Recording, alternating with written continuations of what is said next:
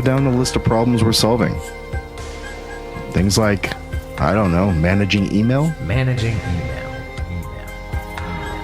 having to mail physical things, connecting systems, maybe some data entry. Let's fix it. Let's fix it. Let's find those problems that so many of us share and build shared solutions. And what would we call this podcast?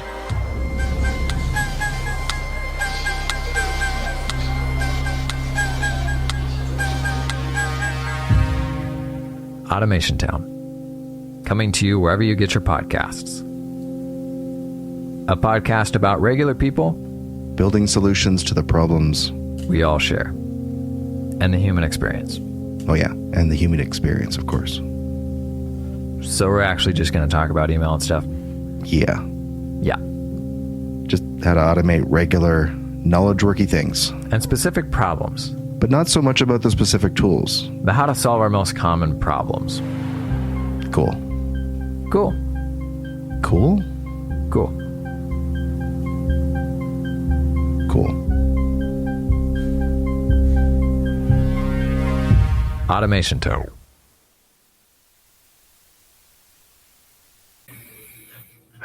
What's up, stats?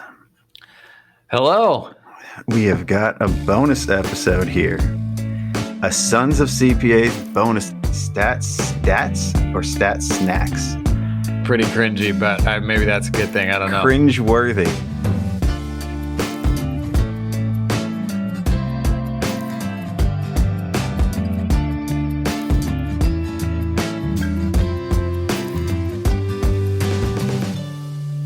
Most of the stuff I do is cringy, though.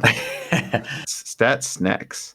You got so many things that you could run off of your last name, and you always go by Jason. It's like Jason.CPA. You got the perfect last name for fun puns and different like hashtags. You know what? Like, I always thought it was cool. My last name was Stats. I have a statistics class in high school. Like, my whole life had been building to this, right? Yeah.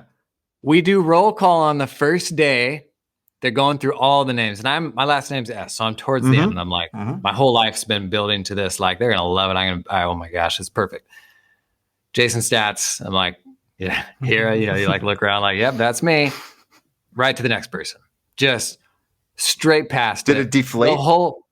The whole, I mean, like nobody even noticed. The whole semester, nobody said a thing. That's interesting. So like, I thought it was interesting, but who knows? Evidently, it wasn't as cool for everybody else. Well, that's a psychological thing where it hits you then, and it's like, you know what? I can't lean into this because it's not that fucking big of a deal, right? Like I don't know. I do all those kind of things in my head too, where you build something up, and then poof, and then you feel deflated, and then you don't even mention it to anybody because it's not that cool anymore. You know, it's not even. Yeah, I get it. You can't be the only one impressed with your own name. Like it's not a good look. It's not a good look. And I do this, I do that shit too. Not like just my name, but it's like the S's. Like I love the alliteration, the S squared and all that. Because my mom had the foresight to name me Scott and then the Scarano, you know, so that's, and then I see Scott Scharf, and we got pretty much the same first two letters of our first and last name. And it's like, to him, it's no big deal. Like he just plays it off, right? So I thought that was kind of fun. Yeah, but I think you should go back to leaning in on it because I think it's like you can make some cool ass hashtags with stats. Like it just leans into like the S could be another word and you could just reuse it. Like I was gonna stat snacks. That's I know you don't like it, but I think it's stats sass. Like you could do sass in there. It's like sass stats. Like there's just you got the two A's. There's a lot of fun with that. I think stats snacks is my favorite just because it's like, I think the fact that it is super cringy is what makes it really good. Oh yeah. That's most of the shit I do is cringy. I'm wearing a fucking chain with an S on it. Like really? Like I'm very aware that this is silly, but it's only a $50 one. I'm definitely going to spend some money on a real chain, but that'll be $. So I'll have two chains, you know? Oh my gosh. I'll be two chains and it'll have two S's. Yeah. The $sign and the symbol. So I'm going to be cringe worthy next time you see me in person. Maybe at a conference. You going to any conferences? I'll be at ZeroCon for sure. Absolutely. I'm taking my team to that. ZeroCon, Accounting Web. I just found out I'm doing something there. So I'll be there. San Diego. We're going to go over some numbers here, some hard numbers, some hard data. You've got a following. So let's start with, you are following 169 people. Is that intentional? Nice. No, it's not. Because mine is. I'm following 69 people, and mine's intentional. Mine's. It was not intentional at all. I'll go follow somebody. So, is your picture in dark mode? I guess it is dark mode, isn't it? For sure. It's like a dark mode version, but I'm not usually a dark mode guy in like the apps I use for whatever reason. Really? Yeah. So, and I'm all dark mode, all about it. Like I can't, like now it's just like defaults to it on a lot of my Macs. So, and I like it. Like I'm looking at a new app, Digits. Have you heard of it? No. Well, this is how I can summarize it. It gives a team talking points to talk to clients about their data. I like it. I like the concept. I found them at Jason.CPA. So that was I do remember that pre-launch, they had like the fanciest landing page I have ever seen, and had like the dark branding. Am I thinking about the right company? With dark mode, right? That was the lead in. I'm all about branding though. Well, I guess where's your head at? Where's your head at now? Is it YouTube? Twitter? Is that kind of where? It's a little bit of both. The stuff that gets me really excited right now is YouTube content, but I still feel like my home is Twitter. Like that's where I feel like I build community more than anywhere else still. Yeah. So whenever I'd ask people, who should I follow on Twitter? What should I do on Twitter? Your name is usually one of the first ones to come up. It's like the household name anywhere in any circle, as long as it's in the accounting world. It's the one that comes up. I remember earlier this year, Adam Markowitz, talking to him, he said something like, I don't know, I can't quote it, but it's like, it's criminal how his following isn't double what it is, or whatever it was. I forgot how he said it, how he put it, but I see you as the Twitter king. So what is Tax Twitter? Can you explain it again to me? I'm on there now. Yeah. I'm on Twitter, but explain it to me in your words. I think it's exploded over COVID for a number of reasons. A big one is I think community is a big factor in mental health, and feeling like you have peers who are going through the same thing you're going through. So there's definitely a lot of, this person understands my struggle. I just got this ridiculous request from a mortgage broker, and these are people that understand that. And so there's especially through COVID, there was a lot of commiseration that's really helpful, because if you feel like you're on an island, that's a rough spot to be. The other thing that was just a huge force multiplier for that community through COVID was the speed at which all the COVID regulations were changing, and that people were sharing information and sharing what they were figuring out. It was, I don't know how people got through COVID relief without something like what I had from Tax Twitter. I mean, they were just on the bleeding edge of everything. And it's interesting now, coming out of COVID, it's grown a ton. And it's not just Tax Twitter. It's really more like accounting people on Twitter in general. It's like anything else, social media. I think you can kind of choose what you want to get out of it. The way I use it is I share the stuff that I'm learning. I share the stuff that would have been really helpful to me 3 years ago. And inevitably, you put that out there, 2,000 people see it, 10 or 15 people are going to drop some bombs in their replies that are either disagreeing with you, agreeing with you, or just adding their own seasoning to the same thing. So when I put something out there, I'm able to come away with a more refined viewpoint on what I put out there through other people's experiences. So there's this element of oh, wow, you're giving all of this away.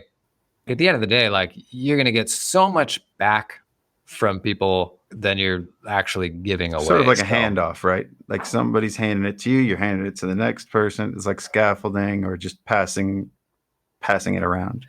Yeah, but like 1 to 1,000, because it's the people who are still kind of have that mindset of, I have more to lose by giving this up than I have to gain. There's an underlying assumption there that you know more than the shared experiences of everyone, which you just don't. You never will. So you will always have more to gain by putting it out there and getting it in return from other people than by just sitting on it. And so, like, I lurked on Twitter, like I think most people still do, for a couple of years. But yeah, there's so much to gain by sharing that stuff. Yeah. So the people that want to hold on to it, I think there's a lot of pride involved there, or a lot of, I don't know if it's ego or whatever it is, but it's a mindset that traditionally in business, professional services, that's just how it always has been. It's shifting now. It definitely is shifting from the circles that I pal around in to the people that I know. You know, nobody's like that. Everybody's always about sharing what they know, and there isn't a sense of ownership. And I mean, it's like, you've always been like that since I've known you, and that's obviously what you're doing in all of your communities and all of that. So tell me about that. Like, you bought the accounting firm. Did you always have this mindset when you bought it, when you started doing this, or did that shift at some point? No, in the past, I was always the guy that was like doing cool stuff in his garage, basically, and would never tell anybody about it, which I think is where most people are still. Is your studio in your garage? My studio is in like a workshop off my garage. Yes. Because now you're doing shit in your garage and everybody sees it. I never thought about that. That's so true. Yeah. But no, I mean, I've only been on Twitter. Like, didn't actively start tweeting until just over a couple of years ago. And it started just as a way of building more of a network, people that were doing the same thing as me. And then COVID kicked off, and that whole thing just went. It gets exponential, like, yeah. And you become completely reliant on that community to kind of get what's going on. I think like a year ago, it was about a year ago when we recorded your episode, you maybe had like 1,000 followers. You got 5,000 now. Like, that's pretty exponential. I think that's huge. Like, people, I don't know. I see these numbers and I don't get it. Do you know 5,000 people? No, it doesn't mean anything. What matters is engagement. So a high engagement community, small community, is always better than, like, celebrities. Like, most celebrities don't engage on social media. So you'll see they've got a ton of followers. But look at, even a lot of the big names, big traditional names in our profession. Go look at the engagement on an AI.CPA post, or on like figureheads there who are like posting, blog posts and stuff like that people don't want to consume on Twitter. There's no engagement, but they'll have a bunch of followers. So like, case in point, I launched my private community when I had 750 followers. And that was a paid community, and that we kicked that off with like 70 members or something like that, which just blew the doors off anything I ever expected. But it was because it was a really small, really engaged group of people. And that's where my heart is, I think, is like, find the people who like you're so plugged in with. Oh yeah.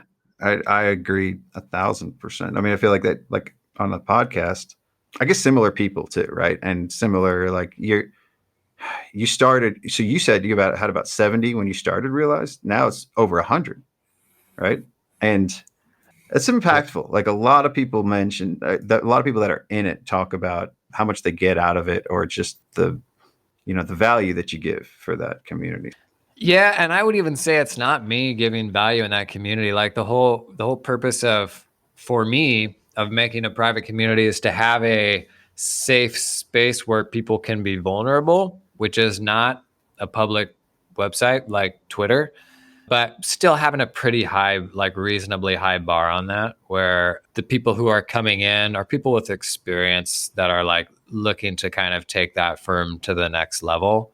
And I think people just aren't used to like sharing experiences with others going through the same things they're going through. So vulnerability. You get a room full of people where they can feel safe sharing what they're doing.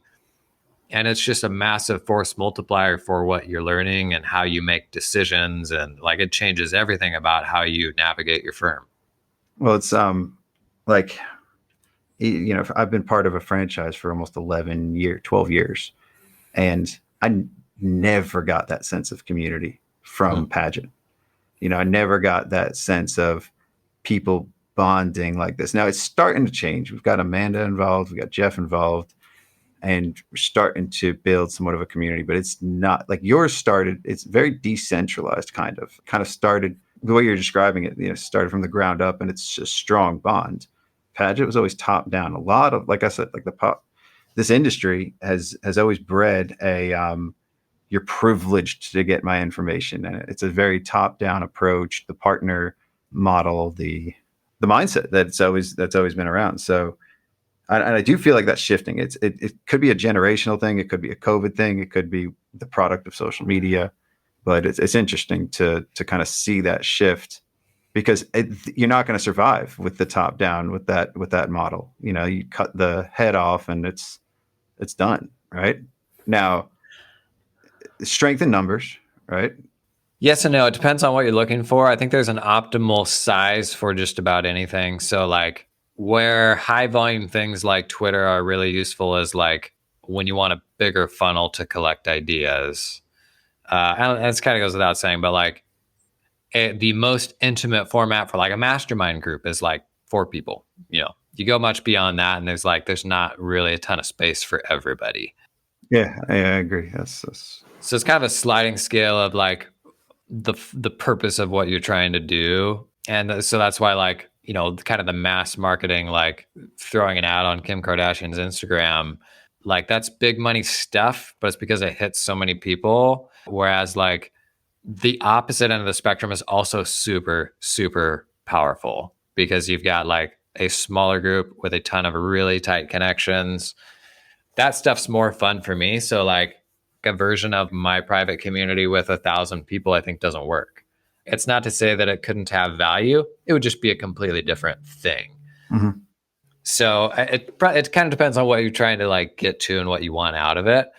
But there is value in all of those things. And right now, 99% of our profession has zero community. They're not engaging in anything.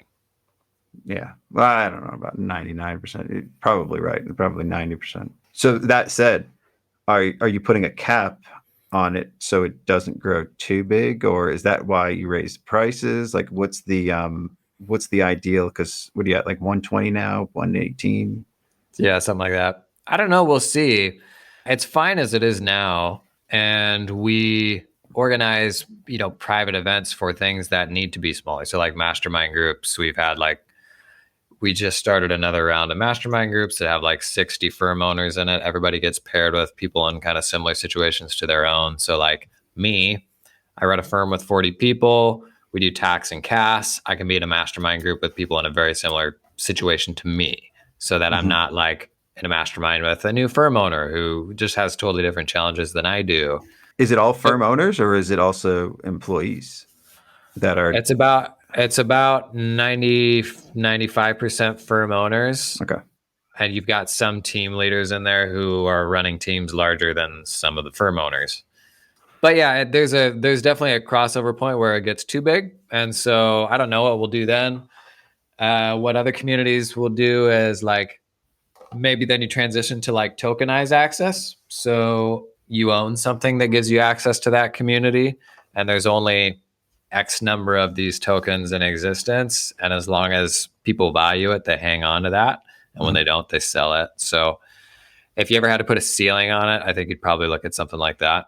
Could you have NFTs be the tokens? Is that like you have this NFT and then this is your pass or this is your ownership? So yep, that's what you would do. So more likely what it would look like is you have a more general community that anybody can buy into, but there is a level of that community that's kind of like, maybe it's just the founding members, or maybe it's like the people who most want to engage. And then they have a token that like gets them access to that more private format. Yeah. So I guess on the community aspect or most like, so let's pivot to YouTube, right?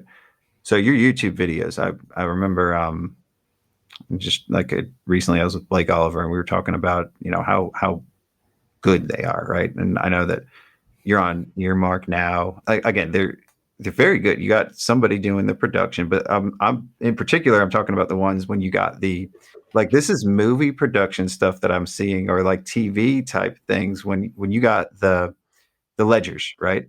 And you're filming like the sides of them. It's just there's an art to it as well. Yeah. How big do you think the audience is out there? Because I would think that those should have more, like a larger, broader audience too. Like it's good stuff. I mean, first, like I love the art of it. Like, how did you decide to do something like that in particular? I don't know. So I've always loved like sketch comedy. And so like I do really enjoy just like the bits and creating the silly sort of things that I would really enjoy watching. Okay. Yeah. That's where a lot of it comes from, is like the comedy writing. I enjoy stuff like that. But there's an element of like creativity and stuff too. So like I have a full-time editor, but the editor's not shooting anything. They're not like designing the set. They're You're not shooting that stuff though. Like yeah, that's all me by myself. Yeah. So you have a vision for it. Do you write this stuff out, or do you just kind of do it and then see what works? I script it out shot by shot. So like some of the higher effort videos. So like when Intuit acquired MailChimp, like that was one of our kind of like high watermark. That had like 4 acts, and they're all in different places. Did you buy that jacket? Was that the one with the birds? Was that like a duck pond? Yeah. Did you buy that jacket just to match the other guy? No. I had that jacket though, and that was perfect. Yeah, it was.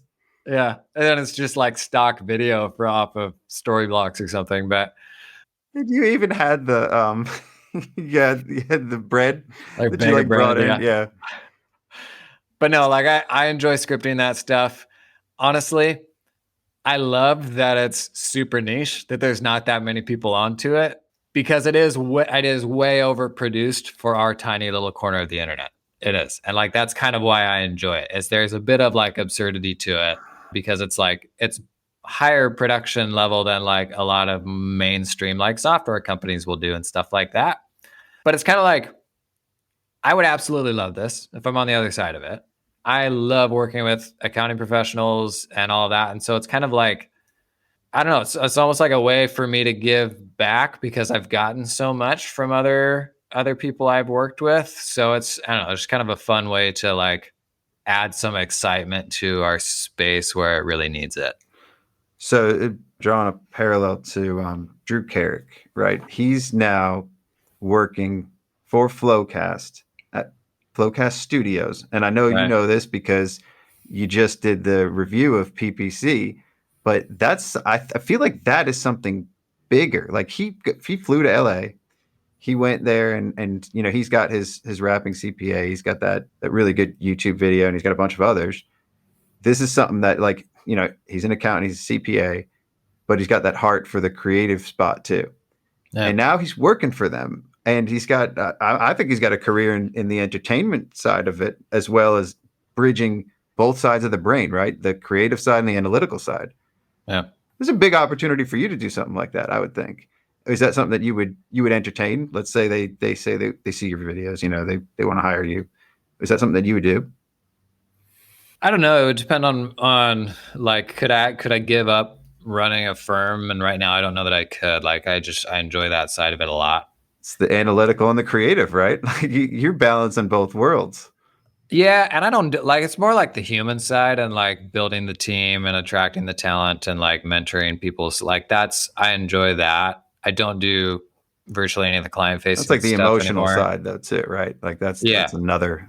So as I'm having fun with all the content now, it's one thing to have fun with it in a room in your house by yourself. It's another thing to like have fun with it on like a full set with a bunch of people. But like, I don't know. I've got no idea. I just produced 2 ads for Zapier that are like airing nationally on YouTube, pre-rolls everywhere. So I'm doing some video. Too.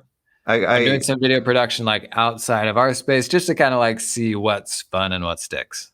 Because I think you could kind of control the narrative on that, because you have the power to say no to stuff too.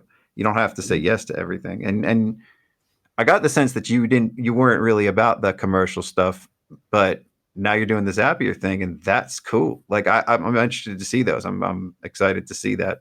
How did you go about doing that, or deciding, yeah, this is something that I'll do? Like, haven't a lot of people have probably asked you to do ads? Yeah. Oh yeah. it seemed like a different, like fun, creative challenge. So I don't know if you're familiar with Sandwich Video, Adam No. Lizagor. They do pretty much every notable like SaaS company has launched with a commercial from Sandwich. So like you'll go back through them and you'll be like, oh yeah, I've seen this before. But like virtually every notable SaaS brand has launched with a Sandwich video. So they are the kings of commercials for software companies. And I chatted with Adam a bit, and he was like, it was really interesting. Kind of picked his brain, and he was at a similar place to me about 10 years ago, where he kind of like stumbled into this and found that he really enjoyed it. And he basically said like, yeah, give it a try, like do a few and see if you actually like it. And so I think video is really hot right now. The SaaS space is so saturated that it's very hard to differentiate yourself from any old landing page that somebody could spin up for $10. And so like giving your brand an identity has never been more important, and video right now is the in vogue way to do that. Like a funny, clever, landing page video to like give personality to your product. So big appetite for that stuff right now. My original like launch for accountants set was designed after the Webflow University set, which is like the high watermark for these software company videos. So I don't know. It's something I have fun with. It's like a way of scratching that creative itch that a lot of times the firm doesn't really like let you do. I know that all too well. That's it. Why I have a podcast. I'm more about the theater of the mind. I don't feel like anybody wants to see all of my shit on video. So that's why I've got the audio aspect. But like Drew is a great example. So I think we're seeing like hypersaturation of streaming and TV content. And the next version of that very clearly is simply more niche content. So you've got your mass market content that everybody watches, but I mean, you saw how much PBC resonated with people because it's a bunch of like inside baseball, like, oh my gosh, yes, I can relate to that. Like people were jacked about it, right? That's why he was on set. Yeah, that's. So I think that's definitely a future kind of aspect of entertainment, and really interesting that it's a software company of all things financing it as a really like roundabout lead for what they do. 110 million or something that they just like. So yeah, I mean, it's very, so I guess what's the tie to Sandwich? We were talking about Zapier commercial. Why wouldn't they use Sandwich? They went to you, or what's the tie there? Or were you working with Sandwich? No, I wasn't working with Sandwich. They have worked with Sandwich before. The difference is about $500,000 in them doing it for them versus me doing it for them. Yeah. Because they're either like, cream of the crop, whereas Zapier right now is they're like testing a bunch of different formats for what's going to convert best for their YouTube ads. And I actually saw the video I did with Adam Markowitz, and that featured like a side-by-side of me talking while on screen building his app. And they're like, hey, we love this format. Like, let's just do a couple ads in this format and see how it goes. That's awesome. Well, congratulations for that. I think that's so dope. And like the fact that you decided to do it, I think that's really cool too, because you probably did say no to a lot of things. But going back to, you mentioned launch for accountants. So that was something. And did you stop that, or do you still have the website? I guess, tell me a little bit about that. Like where did that start and end? So this was several years ago, about a year and a half ago. And I think it was last May. I love discovering new tech. That's just kind of what I do. I love like cruising through Product Hunt, like just kind of seeing what new stuff is happening. And Launch for Accountants was a weekly newsletter where I threw like 6 to 10 new apps that were relevant to accounting on there. Not because you're going to use them all, because it's an insane like fire hose of new stuff, but you're going to pick up some tidbits, but also like to see what the arc of tech is right now, because accounting tech is normal tech with like a 3-year leg on it. So like when people start talking about like, oh, bots are going to put us out of business, like they're talking about robotic process automation.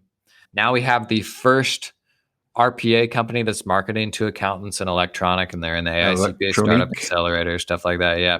So like that new tech to me is always like kind of the leading indicator of like what should we be thinking about? Where should we be kind of starting to go? And for me, that was a way to attract a bunch of like-minded, very tech savvy, tech forward accountants and just kind of like learn from them and build a little community around that. So basically just, your newsletter and everything else is just another iteration of that. And you don't need that brand in front of it. You're kind of spearheading all of it with other stuff now. I mean, I feel like you're scratching that itch already. Yeah. So I still talk a lot of new tech in what my newsletter looks like now. What Launch for Accountants didn't allow for was anything beyond just new tech. And so that was my first venture into like, I'm going to make a thing. Does anybody want to consume it? Like you And pigeonholed yourself into just new tech or? Right. It was limited, but it was limited because like I had never produced any sort of content. And so that was like a low stakes way to say like, does this have value for anybody? And a bunch of people got excited about that. Before the first time anybody does that, you're like, nobody actually cares about this, right? Like who's going to listen to this thing that I'm putting out? But you get confidence when you do that. You learn like what people get excited about. And so I needed something that wasn't quite as structured that would be more valuable to people. So not just a feed of tools, but like, how do I actually start using this stuff day to day, like for it to make a difference? Yeah, got a little broader too. And so, yeah, I mean, I feel like there's just like section of the newsletter that is dedicated to new tech or other things like that. Let's pivot to the firm. So let's talk about where your time is divvied up. I mean, I appreciate you spending the time for this today. It was like pretty short notice. I just grabbed the calendar thing. I was like, oh, fuck, let me just do this because I always have these ideas and I want to make sure I do them before like I forget. Sometimes that happens. So appreciate you doing this today. How do you divvy up your time? It's a little bit seasonal. This is like the year end is the heaviest like firm time for me because we're going through a lot of renewals. My involvement is not in the day-to-day client work, but in managing the engagements, helping develop staff to manage those engagements and kind of the overall arc of the firm and how we're being strategic about our services, that sort of thing. And a lot of that always comes to a head at the end of the year when you're communicating changes to clients and that sort of thing. Price increases probably inspired the video, I'm sure. Yep. So a lot of that going on, but I usually will take, usually every other week, I'll shoot 4 to 6 videos in a day. And that kind of feeds the YouTube machine for 3 or 4 weeks. And in the meantime, I'm like writing, what those videos are going to be, like jotting down like ideas for bits, working with the editor on like, are there interesting visual things we can do to like make something more funny or more engaging or something like that. So it's honestly a lot more writing than it is like sitting down in front of the camera, which is pretty quick. Well, you got to have a lot of patience for that too. Patience and I guess perspective on what it's going to look like and planning. So there's 3 P's for you, right? PPP. Yeah. Perspective and planning. And it's so 2 years ago, I had never made a single video. I had never touched that stuff. But it's the sort of thing where like, if you're going to do it, you just got to start doing it and be okay being bad at it. Because people see that stuff now and they're like, wow, this is like, I'm never going to start because I'm never going to get to this. But like more important than trying to make a really cool looking thing is being willing to be really bad at something, even if nobody ever watches it. I know all too well. If it's listened to it or a podcast, it's fucking terrible early on. I think it's getting a little better, but that's the necessary step to ever be good at anything. So the way our culture works now, everybody goes home and consumes a feed of people who have honed their craft for like years and years and years and years. And that's all you ever see. It's reinforcing this complex of people being afraid of vulnerability and not being willing to start new things because all you ever see is what filtered to the top of the algorithm, like the exceptional. Mm-hmm. The difference between those people and most people is the confidence to suck at something and be willing to try that and like stick with shamelessness or yeah. No, that's awesome. Like, so you said you hadn't done this, 2 years prior. Did you ever have an itch to do this early on, like a younger Jason? Did he want to do, some form of entertainment at any point in your life? Not really. I always enjoyed comedy. Like I was always like the to a degree the funny guy. Mm-hmm. Never would have explored like stand up. I was not a theater guy. I was not like I wasn't in like the video crew in high school that was like interested in movies and stuff like that. That was never me. I think what I've stumbled into is just our profession is really funny in a lot of ways, especially through the lens of like people our age who see the other side of it. Oh yeah. And it's just like shooting fish in a barrel sometimes. And so it's like, yeah, it's easy because everybody's so stodgy or like, afraid to make a joke too, or just yeah, like, too professional almost. yep. And so there's some of that stuff that's just dying to be created. And like, I think it was that more than anything else, like I had to put it out there. Yeah, I could relate to that. Like in high school, I was shit. I played football and stuff. I wish I did the drama and the theater type things. I ended up veering off while I was in college. I ended up doing screenplays and screenwriting. Oh, Never wow. never did too much with that, but I was at Carolina for accounting, for business, and then I dropped that major, shifted to communications, got kicked out, then went back to accounting after at a different school. It was safe. It was stable. It was a Yeah. profession that you could. This is something that's pretty predictable. You can make money, especially if you're good at that stuff. Because not everybody's good at what we do when it comes to the analytical, being able to work with the numbers. Like you said before, you said you got your tax wizards and you got people that are just good with numbers, but then also people that are good with people. So to be able to bridge that, it's very few out of 10 people that you hire. 4 out of the 40 people you have, there's probably only 4 in there that would be capable of doing what you do. Yeah. But that's where you find a lot of the most interesting stuff is like crossovers of totally different domains. I'm a big advocate for skill stacking. So I think most people dive deeper into their existing technical expertise their entire lives when I think there's actually diminishing returns to be had from that, as opposed to like becoming a great writer or learning public speaking, stuff like that. Because most of the people that we look up to in our profession, we look up to not because they're really good at this technical thing, but because they have this adjacent skill that helps them amplify it. So people look up to me because I can do video really well, not because I'm the best thinker on any specific thing. Like people look up to like those sort of CPE celebrities because they're very persuasive and because their public speaking is really good. It's not their technical skills.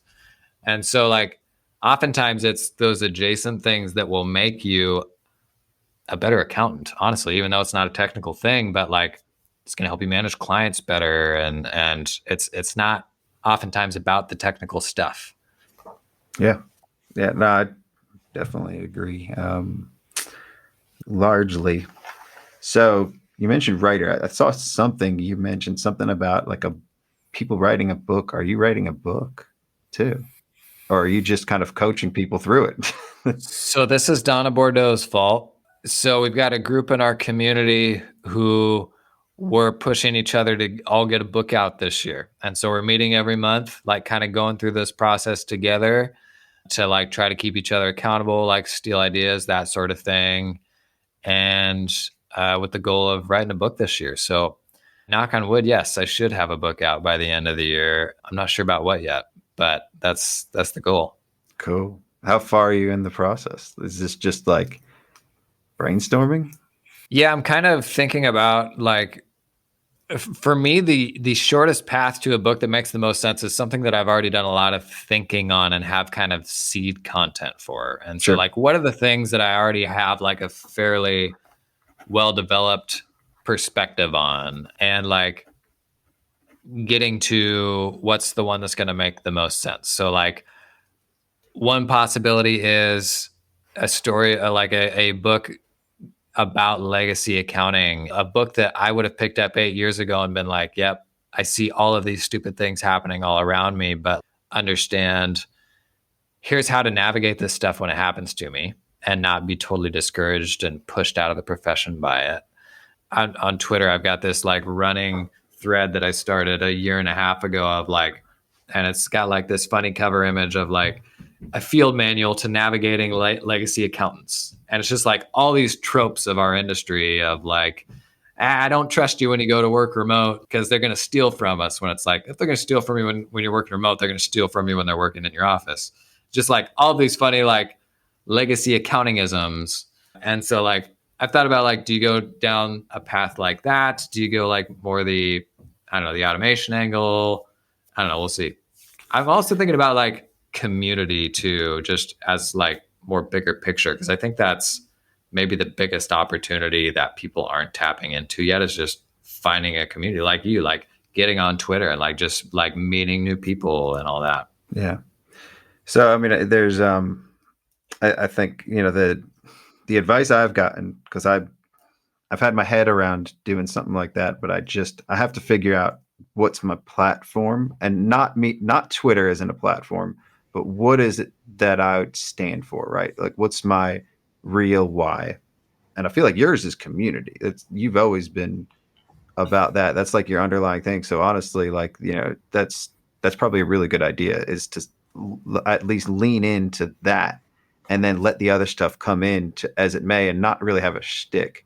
Not that I'm an expert on any of this, but you don't want it to just be about like accounting puns or things like that, or jokes. You want to have those in there naturally. And the vulnerability, you're pretty good at that too. Priorities, right? There's a lot of shit going on, but like, figuring out your purpose. I feel like you've probably done some soul searching along the past few years, that you've got your purpose down pretty well. I got to figure mine out these days. Donna, I didn't know she was doing a book. That doesn't surprise me at all. That doesn't surprise me. She was the one that proposed the whole thing. She was like, I'm thinking about doing this thing. You should do it with me, and we should see if other people in Realize want to do it. And she made me listen to a couple podcast episodes where they talked about it. And I was like, it's one of those things where you're like, man, I really don't want to, but I should. And I'll be really glad that I did once I do it, which are the kind of things I try to do. Like the things that I'll be really happy that I did.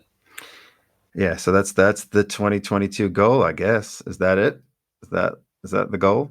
Or do you have any big, one of the questions I have here is like, what's the big goal? Do you have one of those, like that hairy, audacious goal? For me this year, it's probably writing a book, because I don't like writing, and like it's it's audacious. So you like the video. Something. It's like I get it. Like you could probably get a movie before you could get a book together. I could, like, I would prefer to like make a documentary or something like that of like accountants navigating COVID and tell that story. Like that's way more in my wheelhouse than doing a book. Why don't you do a movie? That would be dope. That would be so cool. It'd be a bunch of fun. Like you could totally get a production crew out to a couple of accounting conferences and pull all the people aside that you want to interview. And like, it would be really cool. I do really want somebody to tell the story of the accounting profession through COVID. Like, I think that would be really cool. I don't know that I'm going to be that person, but I'm sure you'll be part of it if somebody does, right? Yeah. I would love for it to happen, whether it's a documentary or a book or anything, but no, I try to just do that stuff that scares me, because, that was video at one point in time. That was starting a side hustle at one point in time. That was a bunch of things. Yeah. Yeah. I agree. I could relate to that. My big goal this year is to write a rap, to do a rap. And it's only ideas in the head. I'm afraid to do that shit, to actually write stuff down and to actually get some traction on there. But I said by the end of the year, I would do one. I'm going to do a remix of a song, make it easy, just remix AT Aliens. I'm going to call it CP Aliens. Right. So just the same Outkast same song, but I already know all the lyrics to the regular song. I could rap the whole thing right now, but I want to do the CPA version. Right. So half of me thinks this is all just one big joke and I'm laughing at it. It's very cringeworthy. The other half wants it to be good, and I'm trying really hard. So go easy on me with the criticism. Let me down gently, all right? Shout out to all my CPA aliens. You know who you are. Y'all ready?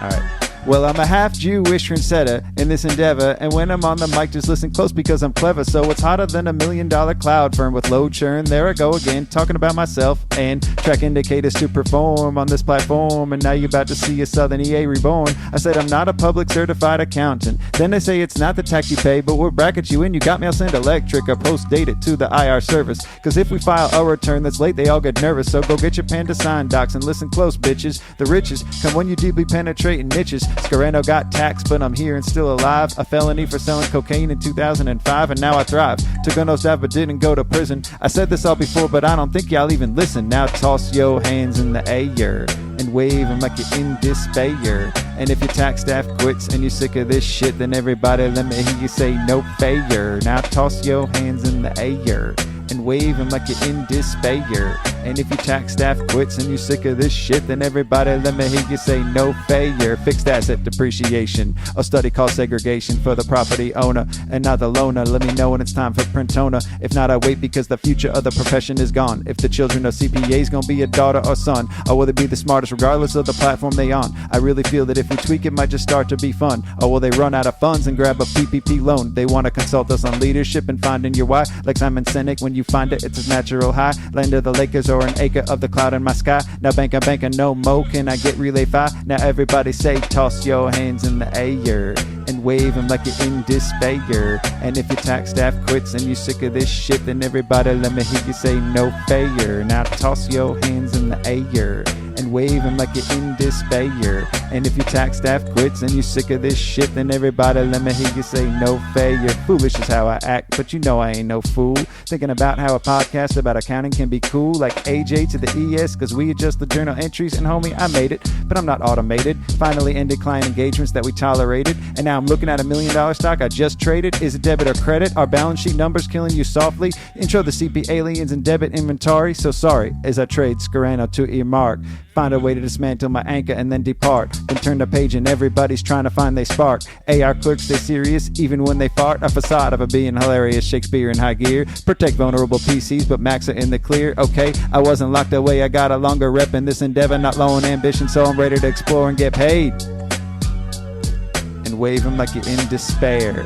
And if your tax staff quits and you're sick of this shit, then everybody let me hear you say no failure. Oh, running out of breath at the end of that one. But I don't want to go here because I got nothing. I'm a little too shy right now to talk about that. All right, so for somebody like me, like that's trying to go on Twitter, like I don't even know if I'm trying too hard. I'm trying to do one tweet a day. What kind of advice would you give for somebody like that? Shit, I only had like 50 followers at the beginning of this year, so this is all. What are you trying to get out of it? So I think for me, not on socials, right? Like I've never been active on socials. I've never been involved in that because I've always been afraid. Like I never even lurked either. I was just never on.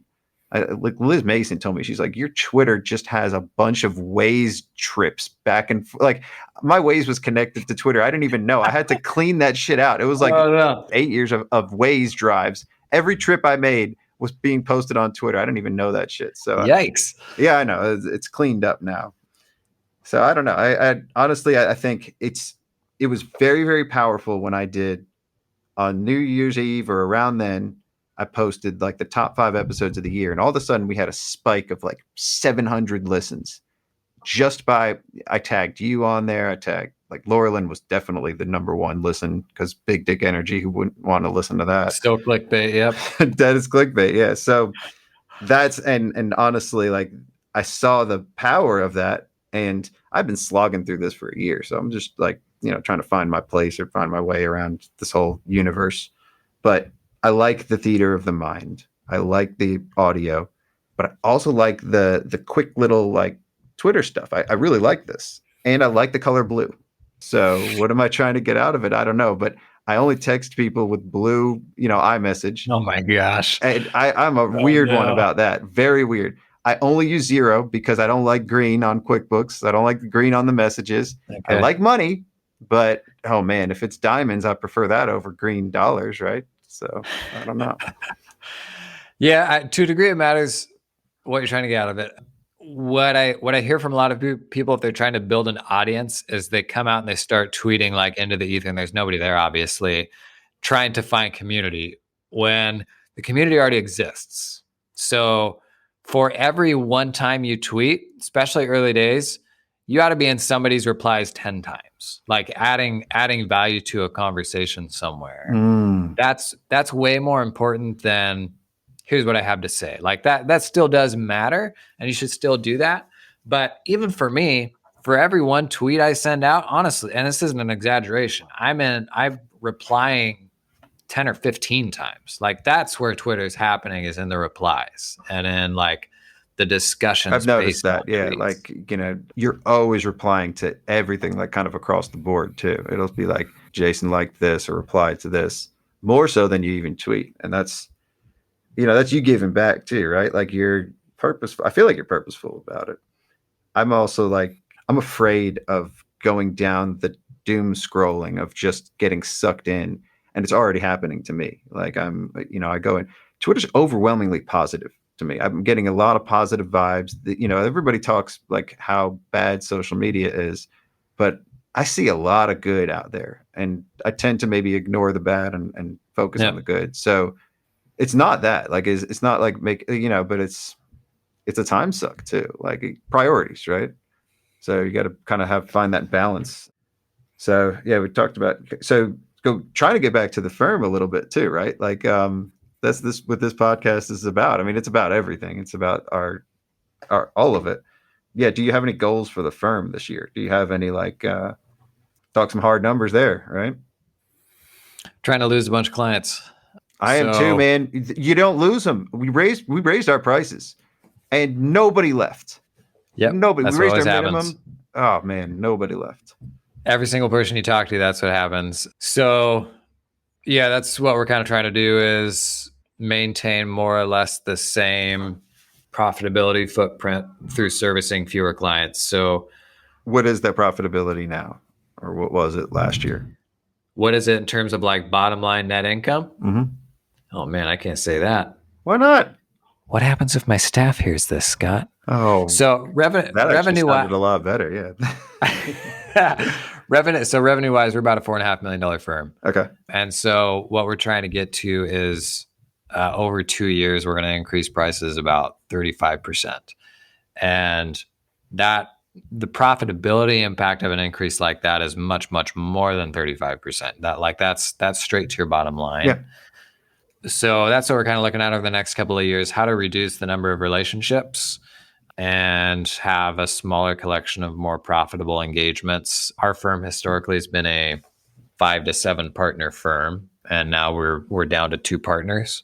So it's kind of a different, more mid-level led firm where you've got a higher level like staff that's really running most of that stuff. And then my job is to build a more traditional org chart around them to support them.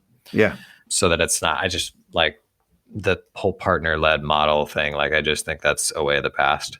Oh yeah. Yeah. I wouldn't imagine you to be running in silos of partners and things like that. So, and that's what you said last time, 2 partners. So somebody mentioned something about, I don't know if I should be saying this here. I could cut it out of it, but you use Bench, or do you use Bench? Yep. And so you were building a cast department. Like when I first met you, you were like, "Hey, you want to come talk to my team?"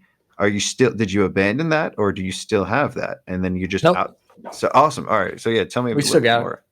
So we're Bench's largest accounting partnership, and they're our bookkeeping resource. I mean, just like if you outsourced, a bunch of bookkeeping work. I love that though. Something like that. This is awesome when I heard that, because that's what I was like thinking. Like, why wouldn't I just use Bench or Pilot and outsource to them and just like kind of flex the fact that that's what they are, like that they could be doing that really well, and then your team is the client facing, working with the client and handling the tax and everything else. Like, so they've been doing bookkeeping for over 15 years. Like every problem, every question everybody talks about with QuickBooks Live, Pilot, like Bench was going through all this stuff like pre-2010. So the most mature solution out there is Bench. I understand the run-of-the-mill business is going to go to Bench, isn't going to get a great experience. my experience is they hire almost 100 bookkeepers a year. I get the bottom of that funnel. The best bookkeepers that they hire like get collected into these types of projects. So I could never replicate that hiring funnel. And the value they're providing to me is hiring bookkeepers, managing bookkeepers, training bookkeepers, all of that stuff, because bookkeeping is oftentimes a really high turnover role. So they're doing the work, but they're also managing all of the people. They're like, if somebody leaves, that's not my problem. I'm contracted with them to get the job done one way or another. And that's extremely valuable to me. You can make money on bookkeeping, but that's not really the way I've structured my firm. I'm trying to make money on the peripheral stuff you can do alongside that information. So for me, totally makes sense. Yeah, it's a brilliant move. So why bench over Philippines or outsourced? TOA, and then we use the back room, but that's they've had a good relationship with Xero. You're using QuickBooks, but again, like why bench over just doing your own thing or somebody Southeast Asia? I've got people in TOA also. At the end of the day, for me, bench still gave me the most confidence.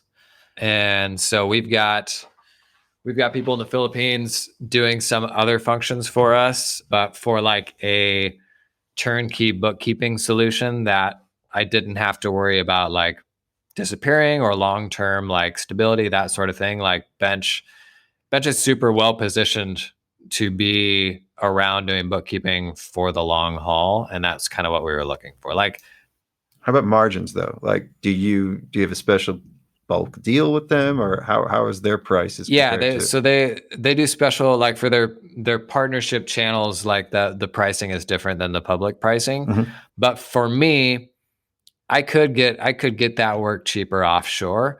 But like, $50 a month on an engagement isn't what's going to make or break my business. Like stability and like having a real partnership there and like being able to believe in it long term, that's the bigger thing for me.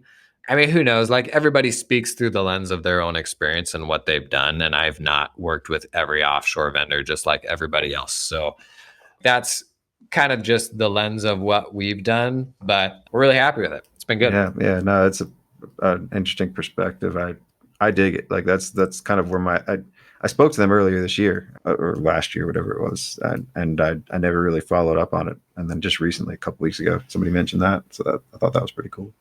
So do you have any goals with the firm? Like, do you want to hit 5 million or do you want to just get more profitable? Like, I think that's basically what I'm hearing. And I like the sound of that. That's like, everybody's always focused on top line growth, like, and how big they are and trying to, swing that around. But the long term, the longevity, the sustainability, you need to be profitable. That's the most important. Yep. So I learned my lesson. I built $1.5 million cash practice in 12 months, and it wasn't fun and it wasn't super profitable. So I would love to have less revenue 12 months from now and the same profitability, because that means we're managing fewer clients. We've got the people that most value what we do left, and everybody's at a different stage in their career. I'm not interested in growing something to the moon. Like, that doesn't appeal to me. I'm interested in building something that's like a phenomenal place for people to come and work, mm-hmm. where we're super, super proud of the work that we turn out, which with suboptimal clients, we're not. And having team first approach. I like that. Yeah. It's a team first approach.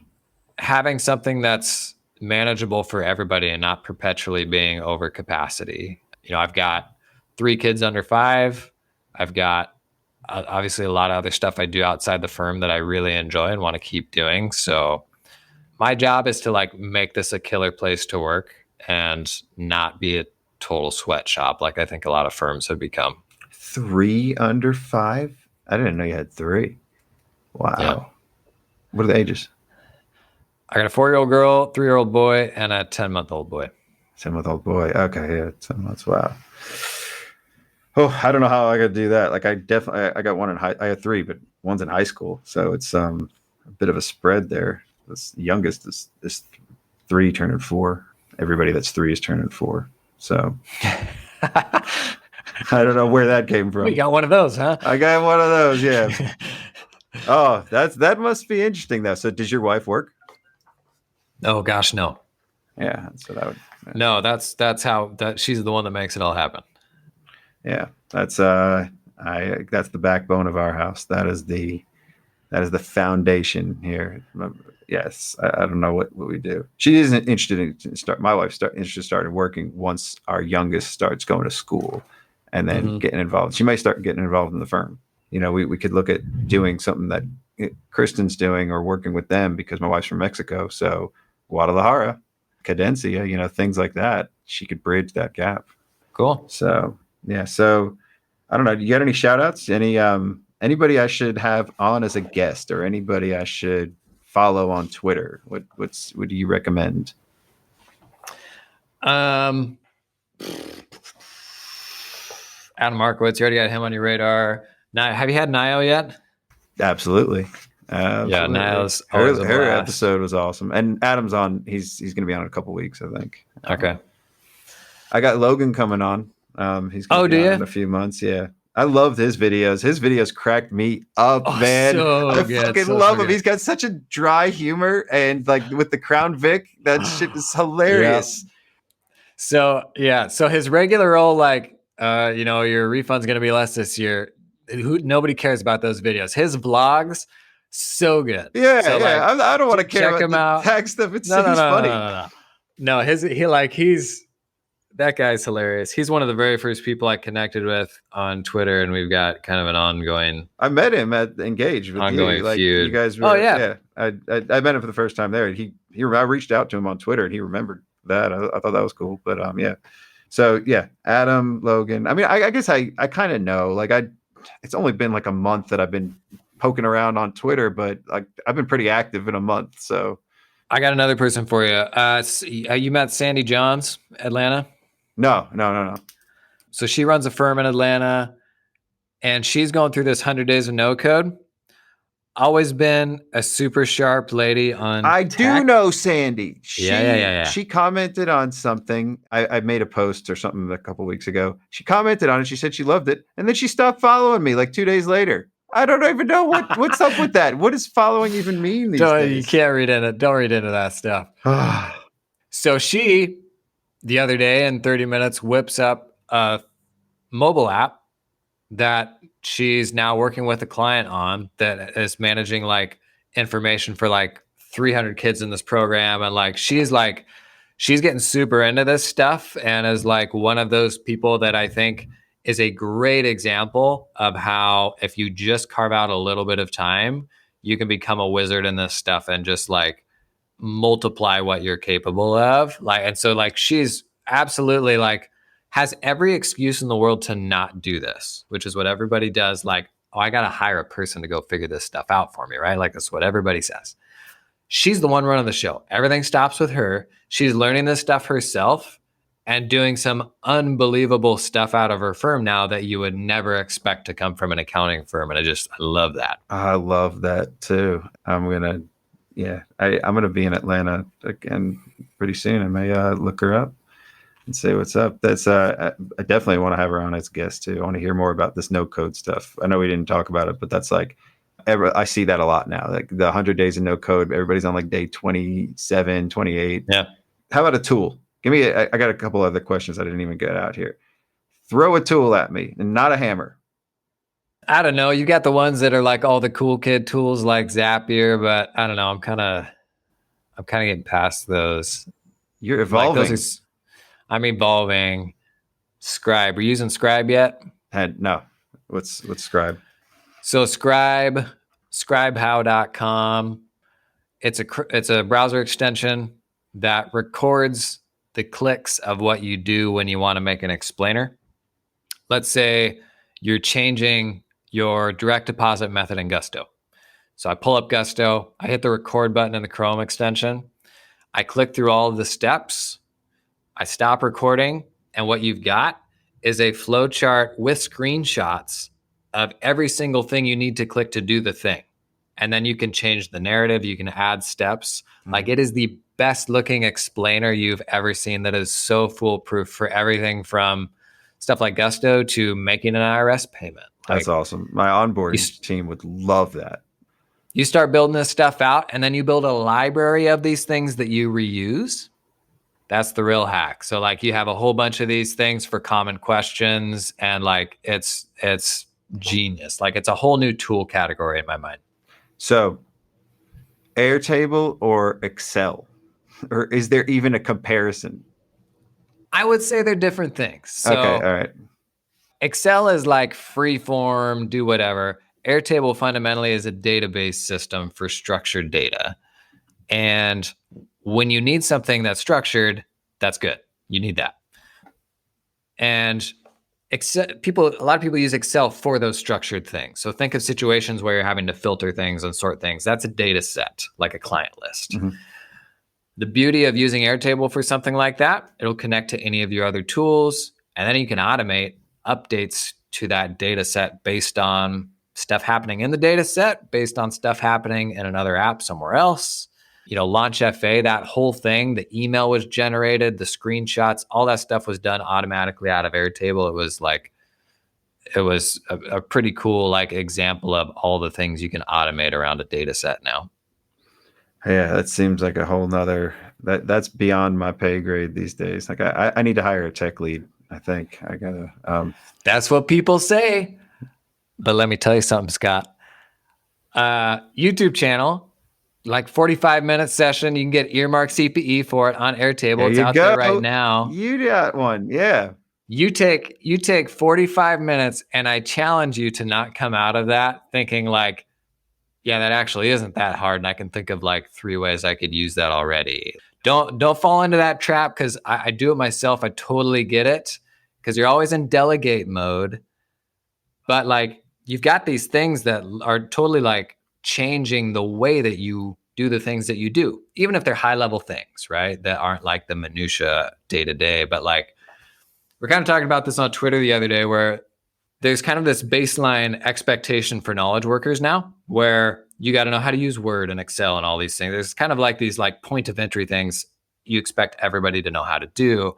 I genuinely think like your Airtables and your Zapiers of the world, like there's going to be a day in the near future where like that's an essential part of knowledge work. Like that is a personal productivity tool that is a step change in output, to the point where when somebody knows that stuff, they are such a big delta from the people that don't know that stuff that you're only going to pick those people up. And before long, it becomes like the new floor of knowledge work.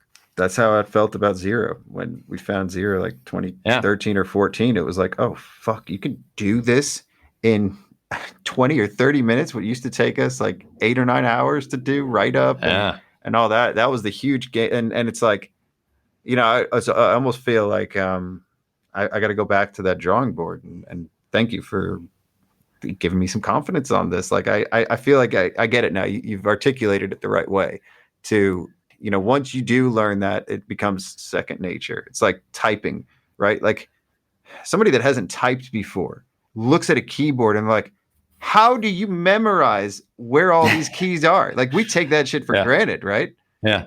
And now we can type, how many more words per minute, just type away. I feel like it's probably like that. Like that's definitely the QWERTY. I don't even know what QWERTY means, but that's probably the best analogy for it. Yeah. Yeah. So I'll see you on the Twitterverse. Stats. Signing off with the stat snacks. So yeah. So thanks for taking the time today. I don't know how I'm going to do this. If I'm going to just release it as an episode or chop it up. Appreciate it. Thanks for the invite, man. Yeah, thanks for coming on. I know that you were like, oh, motherfucker, did you do this Friday? No, it's all good. It totally surprised me. But the thing at 2:30 is another podcast, so it actually works out well. Ooh, podcast to podcast. And you just were on another one, too. You're doing Podcast City now. You didn't do too many of them last year, did you? I was like, I don't normally do that much. And I had been putting them off until after like I was over the hump in January. So it's just a lot of stuff at the same time. Cool, man. Appreciate you doing this one. You bet, man. Deuces. Take care.